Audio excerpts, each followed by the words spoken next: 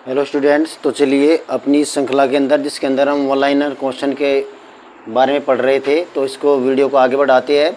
ठीक है ना। इसमें हम साइंस के वन लाइनर क्वेश्चन का अध्ययन करेंगे जो कि कम्पिटिटिव एग्जाम में पूछी जाती है, जो जनरल साइंस का एक पार्ट है। चलिए, तो सबसे पहले क्वेश्चन आता है, हाइड्रोजन ही एकमात्र ऐसा तत्व है जिसके समस्थानिक के नाम अलग अलग होते हैं। यानी कि समस्थानिक और संभारिक, ये रासायनिक केमिस्ट्री के अंदर दो टर्म्स आते हैं, आइसोटोप्स और आइसोबार। ठीक है ना, समस्थानिक और संभारिक। तो सबसे पहले समझेंगे कि समस्थानिक क्या होते हैं।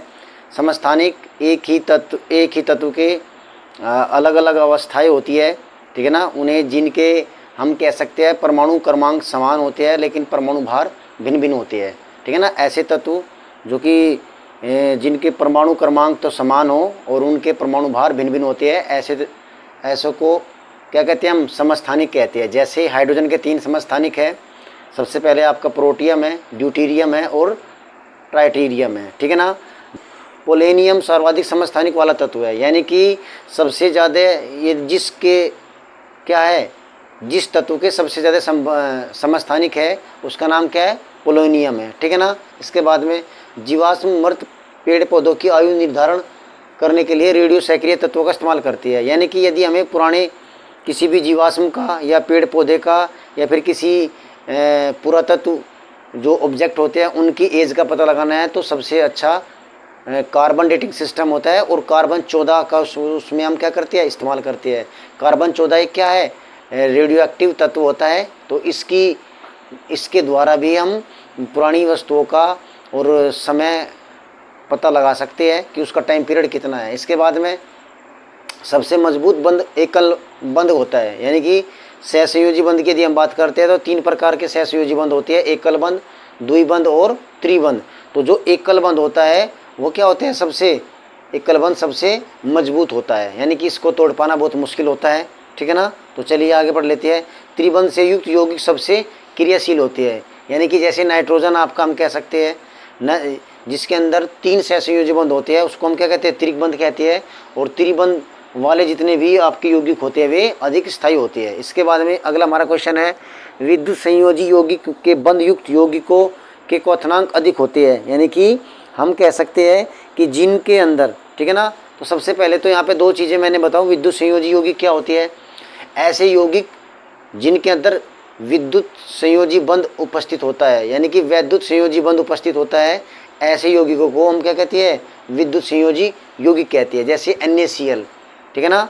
तो ये कह रहा है कि विद्युत संयोजी यौगिकों के बंध युक्त यौगिकों के क्वथनांक अधिक होती है। ठीक है ना। चलिए, इसके बाद में सोडियम क्लोराइड एवं कैल्शियम क्लोराइड में विद्युत संयोजी बंध बनता है। ठीक है ना। तो ये एग्जाम्पल विद्युत संयोजी बंध की होती है, जिसमें इलेक्ट्रॉन का जो ट्रांसफ़र होता है वो पूरी तरह से हो जाता है, यानी कि एक तत्व दूसरे तत्व को अपना इलेक्ट्रॉन पूर्णतः स्थानांतरित कर देता है। ठीक है ना। तो 3 प्रकार के बंध होते हैं। एक तो सहसंयोजी बंध सबसे पहला यदि मैं बंध की बात करता हूँ तो वैद्युत संयोजी बंध होता है। दूसरा आबंध की बात करते हैं तो सहसंयोजी, और तीसरा जो आबंध होता है उसको हम उप सहसंयोजी बंध कहते हैं। जो वैद्युत संयोजी बंध होता है उसमें क्या होता है, एक तत्व दूसरे तत्व को अपना इलेक्ट्रॉन पूर्णतः डोनेट कर देता है। वहीं सहसंयोजी में आपस की साझेदारी होती है, यानी कि 2 इलेक्ट्रॉन आपस में इलेक्ट्रॉनों का साझेदारी करके एक बंध बनाते हैं, तो उसको सहसंयोजी बंध कहते हैं, जैसे ऑक्सीजन। ठीक है ना। वहीं उप सहसंयोजी की बात करते हैं कि इसमें क्या होता है, उप सहसंयोजी में कम समय के लिए क्या होते हैं, इलेक्ट्रॉनों का आपस में साझेदारी होती है, यानी कि एक जो परमाणु होता है वो दूसरे को कुछ समय के लिए इलेक्ट्रॉन प्रदान कर देता है। इसके बाद में अधिक इलेक्ट्रॉन बंधता वाला तत्व इलेक्ट्रॉन ग्राही प्रवृत्ति का होता है। ठीक है ना। जैसे क्लोरीन, जैसे ब्रोमीन, जैसे आयोडीन। इसके बाद विद्युत संयोजक यौगिकों में अणु संरचना का अभाव पाया जाता है। ठीक है। कार्बनिक यौगिकों में सहसंयोजक आबंध पाए जाते हैं, यानी कि सर्वाधिक यौगिक यदि किसी तत्व के है तो किसके है, कार्बन के। और कार्बन के सर्वाधिक यौगिक इसलिए होते हैं क्योंकि कार्बन की एक विशेष स्थिति पाई जाती है, उसकी संयोजकता 4 होती है और वो 3 प्रकार के अलग अलग से बंध बना सकता है, जैसे सिंगल बॉन्ड, डबल बॉन्ड और ट्रिपल बॉन्ड। ठीक है ना। तो ये वही कह रहा है कि कार्बनिक यौगिकों में कौन सा बंध होता है, सहसंयोजी आबंध होता है। ठीक है।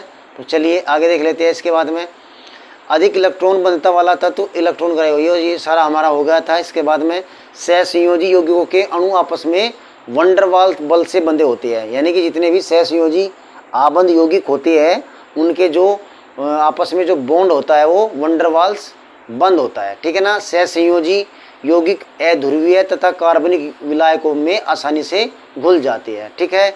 वहीं अगला बात करते हैं, ग्रेफाइट तत्व का अणु सहसंयोजक बंद होने के बावजूद विद्युत का सुचालक होता है, यानी कि जितने भी सहसंयोजी, ये बड़ा महत्वपूर्ण क्वेश्चन है कि जितने भी सहसंयोजी यौगिक होते हैं वे विद्युत के क्या होते हैं, कुचालक होते हैं। लेकिन ग्रेफाइट एक ऐसा आपका क्या होता है, अणु तत्व होता है, ठीक है ना, जो कि विद्युत का सुचालक होता है। ग्रेफाइट जिससे कि पेंसिल बनी होती है हमारी।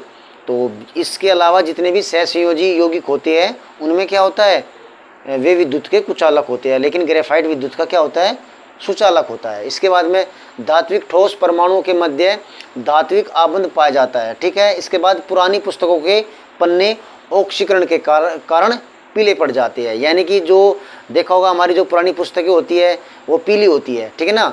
तो उसका जो मेन रीज़न है वो क्या है, ऑक्सीकरण है, यानी कि ऑक्सीजन के साथ में अभिक्रिया है। इसके बाद में ऑक्साइड बनाने की प्रक्रिया को क्या कहते हैं, ऑक्सीकरण कहते हैं, ठीक है। द्रव्यमान संरक्षण का नियम सर्वप्रथम लेमोनसोफ ने प्रतिपादित किया। द्रव संरक्षण का नियम क्या कहता है कि हम कह सकते हैं कि जो द्रव होता है ना तो उसको उत्पन्न किया जा सकता है, न ही नष्ट किया जा सकता है, बल्कि एक रूप से दूसरे रूप में परिवर्तित किया जा सकता है। जैसे द्रव बदलता है और किसमें, ऊर्जा में, और ऊर्जा बदलती है किसमें, द्रव में। E बराबर mc², जो कि आइंस्टीन का एक नियम है।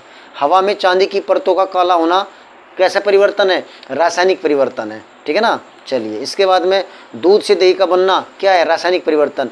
तो परिवर्तन यदि मैं बात करता हूँ तो दो प्रकार के होते हैं, ठीक है ना। तो सबसे पहला जो परिवर्तन की हम बात कर लेते हैं, सबसे पहला हमारा परिवर्तन क्या होता है, भौतिक परिवर्तन होता है, और जो दूसरा परिवर्तन होता है वो रासायनिक परिवर्तन होता है। भौतिक परिवर्तन में कोई नया पदार्थ नहीं बनता। इसके बाद में ये भौतिक परिवर्तन जो होते हैं अस्थायी होते हैं। इसके बाद में हम कह सकते हैं कि ये रिवर्सिबल होते हैं, ठीक है। इसके बाद में वहीं रासायनिक परिवर्तन की यदि हम बात करें तो ये स्थायी होते हैं, ठीक है ना, और इसमें नया पदार्थ बनता है। स्थायी होते हैं, नया पदार्थ बनता है, ठीक है ना, और ये इरिवर्सिबल होते हैं, ठीक है ना, यानी कि हम इसको दोबारा से उसी अवस्था में नहीं ला सकते। तो दो प्रकार के हमारे परिवर्तन होते हैं, रासायनिक और भौतिक। भौतिक परिवर्तन की यदि हम बात करते हैं, इसका एग्जाम्पल की बात कर लेते हैं तो पेपर का फटना क्या है, भौतिक परिवर्तन है, और वहीं पेपर का जलना कैसा है, रासायनिक परिवर्तन होता है, ठीक है ना। तो चलिए, तो दूध से दही का बनना, यानी कि हम कह सकते हैं दूध एक प्रोडक्ट है, उससे दही बन रही है, दूध से नया प्रोडक्ट बनता है, ठीक है ना। रासायनिक परिवर्तन में हमेशा एक नया प्रोडक्ट बनता है। वहीं जो भौतिक परिवर्तन होते हैं, भौतिक परिवर्तन में नया पदार्थ नहीं बनता है, ठीक है ना। तो दूध से दही का बनना क्या है, एक आपका ये आपका रासायनिक परिवर्तन है, ठीक है ना। तो अभी इसमें हम देखेंगे कुछ परिवर्तन, ठीक है ना। इसके बाद में जल का वाष्प में परिवर्तन भौतिक परिवर्तन है। अब देखो, जैसे हम जल को गर्म करते हैं तो वो उसमें वाष्प में बदल जाता है, और यदि वाष्प को आप ठंडा करोगे तो पुनः वो किसमें बदलेगा, वो जल में बदल जाता है। हम कह सकते हैं कि ये रिवर्सिबल चेंज है, यानी कि ये अस्थायी है, ठीक है ना। और अस्थायी परिवर्तन हमेशा कैसा होता है, भौतिक होता है, और इसमें देखो कोई नया पदार्थ भी नहीं बन रहा, ठीक है ना। जल दोबारा जल में परिवर्तित हो जाता है, तो ये एक आपका क्या है, भौतिक परिवर्तन होता है। इसके बाद में नोबेल गैस समान गुणों वाले रासायनिक तत्वों का एक समूह होता है। प्रमुख noble gases helium, neon, argon, krypton, xenon और रेडोन, यानी कि आवास सारणी में पीरियोडिक टेबल में जो आपका जो जीरो समूह होता है वो किसका है, वो नोबेल गैसेज का होता है, निष्क्रिय गैसेज का होता है, यानी कि जो किसी के साथ में कोई अभिक्रिया नहीं करती है, ठीक है ना। आदर्श गैसों को हम क्या कहते हैं, नोबेल गैसेज कहते हैं, ठीक है ना। जैसे आपका हीलियम है, नियोन है, आर्गन है, क्रिप्टॉन है और जीनोन और रेडोन है, ठीक है ना। एक जलती हुई माचिस की तीली जब हाइड्रोजन गैस के संपर्क में आती है तो वह बुझ जाती है, ठीक है ना। तो एवं गैस चाय ध्वनि के बाद जल जाती है, ठीक है। यानी कि किसी भी ऑब्जेक्ट को जलाने के लिए किसकी आवश्यकता होती है, ऑक्सीजन की होती है, ना कि हाइड्रोजन की, ठीक है ना। हाइड्रोजन क्या है, एक हम कह सकते हैं ये ना तो स्वयं जलती है, ना किसी को जलाने में सहायक होती है। वहीं ऑक्सीजन क्या होती है, ज्वलनशील गैस होती है, और ये जितने भी हमारे ऑब्जेक्ट हैं उनको जलाने में सहायक होती है, ठीक है ना। तो चलिए इसके बाद हम आगे देख लेते हैं। आगे यदि हम बात करते हैं तो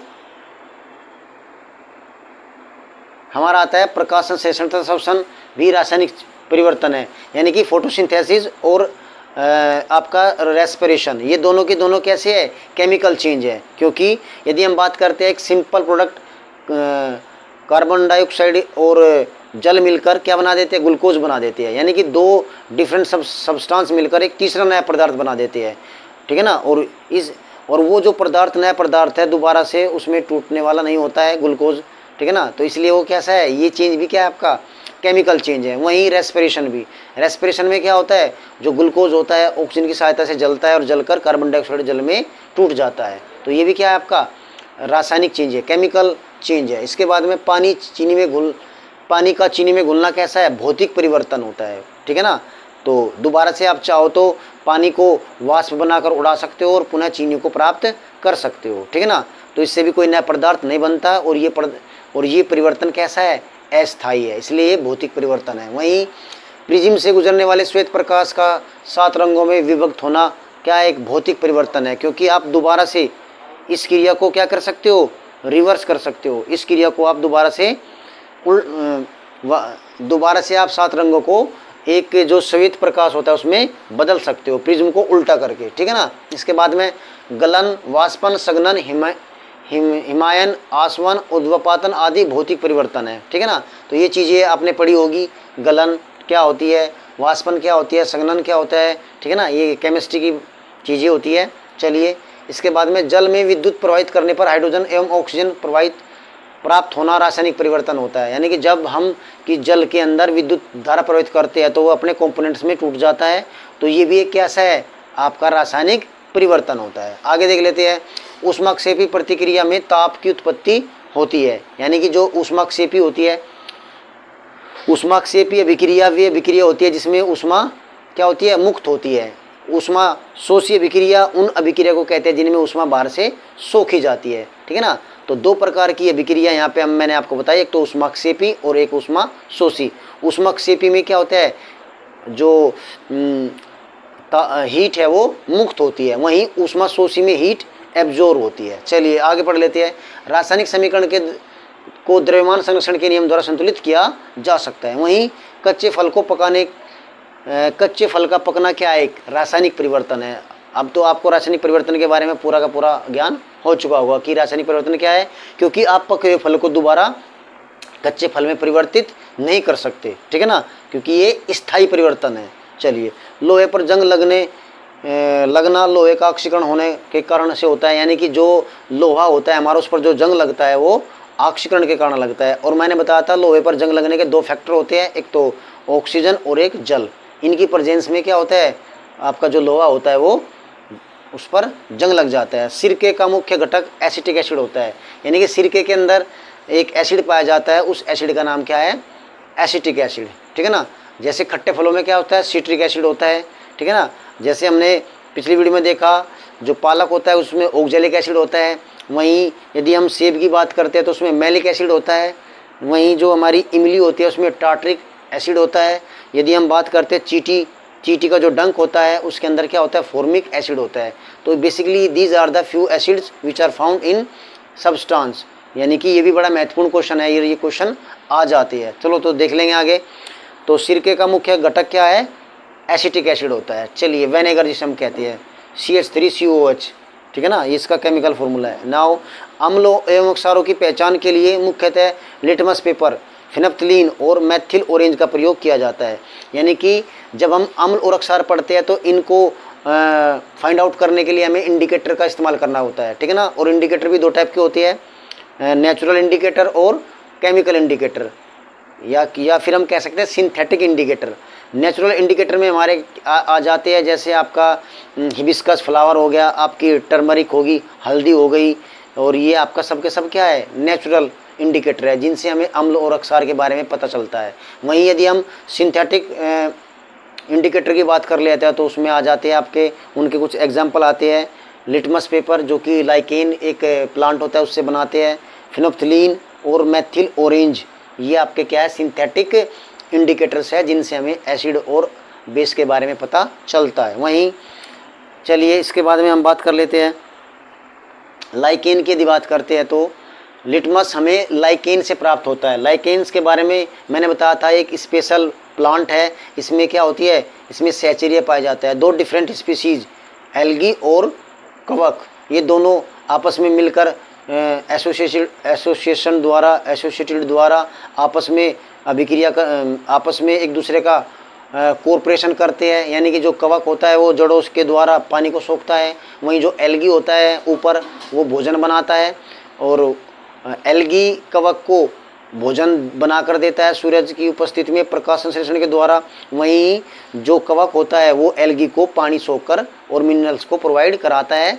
तो बेसिकली ये एक आपका लाइकेन के बारे में होता है, ठीक है ना, लाइकेन। तो इसके बाद में यदि मैं लाइकेन की बात करता हूँ तो लाइकेन के बारे में मैं हमेशा बताता हूँ, ये एयर पोल्यूशन का सूचक होता है। जहाँ भी एयर पोल्यूशन होगा वहाँ पे लाइकेन क्या होगा, सूखने लगेगा। बेसिकली पहाड़ों पर ये लाइकेन देखा जाता है, ठीक है ना। इसके बाद में मोस्ट इम्पोर्टेंट आपका जीके की दृष्टि से कि अम्लीय वर्षा का मुख्य घटक कौन कौन सा होता है, ठीक है ना। तो सल्फर डाइऑक्साइड और NO2 नाइट्रस ऑक्साइड, यानी कि ये दो आपके एक प्रकार से यौगिक है जो कि अम्लीय वर्षा को क्या करते हैं, इंक्रीज करते हैं, सल्फर डाइऑक्साइड और नाइट्रस ऑक्साइड, ठीक है ना। और बेसिकली अम्लीय वर्षा क्या होती है, यानी कि जब वातावरण में घुले पोल्यूटेंट्स एयर वर्षा के पानी में घुलकर पृथ्वी पर आते हैं तो उसे हम क्या कहते हैं, एसिड रेन कहते हैं। और एसिड रेन की वजह से क्या होता है, बहुत सारे जो वनस्पति होती है, जीव जंतु होते हैं, उनको नुकसान पहुंचता है।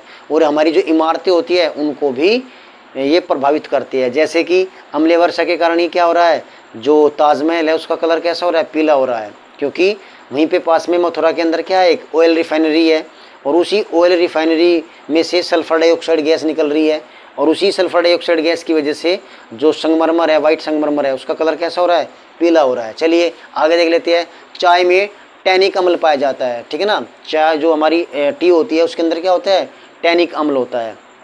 इसके बाद में सिरके में एसिटिक अम्ल पाया जाता है, अभी हमने बात करी। इसके बाद में घरों में सिरका स्टार्च के किण्वन से बनता है, यानी कि जो हमारा जो गन्ने का रस होता है उससे हम क्या बनाते हैं, सिरके का फॉर्मेशन करते हैं, ठीक है ना। एसिटिक एसिड अम्लों के अम्लीय गुणों हेतु उत्तरदायी अम्लों के जलीय विलयन में मुक्त हाइड्रोजन आयन होते हैं। यदि हम अरीनियस के परिभाषा के अनुसार देखते हैं कि जिसमें हाइड्रोजन आयन अधिक होते हैं उन्हें हम अम्ल कहते हैं। वहीं यदि हाइड्रोक्सिल की मात्रा यानी कि नेगेटिव की मात्रा ओ about acid and base, acid are those who have contain hydrogen ions and base are those who contain hydroxyl ion, ठीक है ना। चलिए इसके बाद में आगे बढ़ जाते हैं, हम देख लेते हैं अम्लों एवं अक्षारियों, अम्ल और अक्षारों की आधुनिक संकल्पना लोरी एवं ब्रॉन्स्टेड ने 1923 में दी, ठीक है ना। अरीनियस का जो था वो केवल लिक्विड के लिए था, ठीक है ना, लिक्विड की वो डेफिनेशन को क्लियर कर पा रहा था अरीनियस। बट जो सॉलिड की यदि हम बात करें, क्योंकि एसिड और बेस तो सॉलिड भी हो सकती है, उसके लिए एक नया कॉन्सेप्ट लेकर आए थे लोरी और ब्रॉन्स्टेड 1923 में, ठीक है ना। उनके द्वारा हाइड्रोनियम आयन की एक परिकल्पना दी गई थी, ठीक है ना, जिसके अंदर इलेक्ट्रॉन त्यागना और इलेक्ट्रॉन ग्रहण करना, इसके अकॉर्डिंग भी अम्ल और अक्षार को हम पढ़ सकते हैं, ठीक है ना। चलिए जल में कार्बन डाइऑक्साइड प्रवाहित करने पर बना सोडा वाटर अम्लीय प्रकृति का होता है, ठीक है ना। चलिए इसके बाद आगे बढ़ते हैं। दूध में लैक्टिक अम्ल पाया जाता है, ये बड़ा महत्वपूर्ण क्वेश्चन है, ठीक है ना। तो दूध में कौन सा एसिड होता है का बनना किस बैक्टीरिया की वजह से होता है, लैक्टोबैसिलस की वजह से होता है। जहाँ भी आपका ये लैक्टो वर्ड होगा दैट मीन्स मिल्क, तो मिल्क में कौन सा होता है आपका लैक्टिक अम्ल होता है, ठीक है ना। और गाय के दूध में क्या होता है आपका कैरोटीन नामक एक प्रोटीन होता है। वहीं अचार के परिरक्षण यानी कि उसकी सुरक्षा के लिए हेतु उसमें एसिटिक एसिड मिलाया जाता है, यानी कि यदि हमें अचार को सुरक्षित रखना है तो उसमें सिरका मिला देते हैं, ठीक है ना।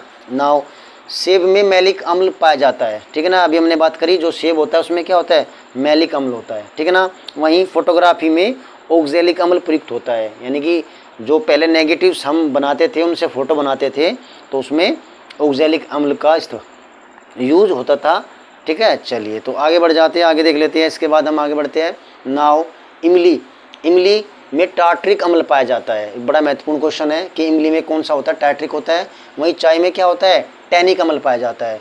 खाद्य पदार्थों के संरक्षण में बेंजोइक अम्ल का प्रयोग किया जाता है, यानी कि हमें देर तक अपने भोजन को और या फिर किसी भी खाद्य पदार्थ को बचाए रखने के लिए एक अम्ल का इस्तेमाल करते हैं। उस अम्ल का नाम क्या है? बेंजोइक अम्ल है, ठीक है ना।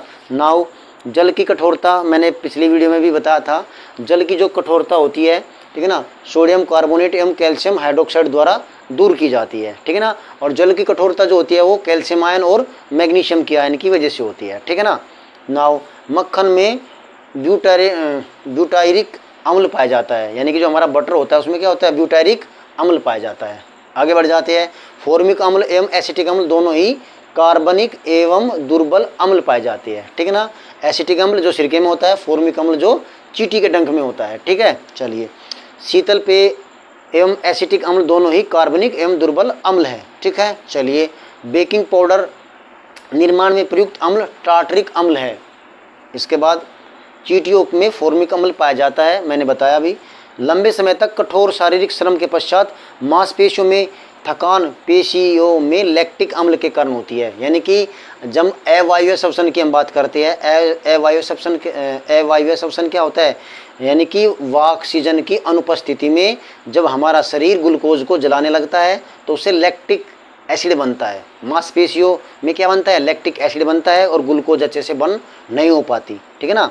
तो उसी वजह से हमारी मांसपेशियों में क्या आ जाती है? ऐंठन आ जाती है, ठीक है ना। तो क्या होता है? वो आपका क्या होता है? लैक्टिक एसिड होता है। नाउ कोका कोला का खट्टा स्वाद फास्फोरिक अम्ल के कारण होता है। वहीं कपड़ों के शाई एवं जंग के दाग धब्बे छुड़ाने के लिए हम ऑक्जेलिक अम्ल का प्रयोग करते हैं, यानी कि आपको यदि इंक के दाग या फिर कोई धब्बा है या फिर कोई ऐसी चीज़ है जो नॉर्मली नहीं जा रही है तो उसको हटाने के लिए हम कपड़ों को साफ करने के लिए ऑक्जेलिक अम्ल का इस्तेमाल करते हैं, ठीक है ना। तो चलिए आगे बढ़ जाते हैं, आगे देखते हैं। चलिए, इसके बाद नींबू का खट्टापन इसमें क्या होता है? सिट्रिक अम्ल के कारण होता है।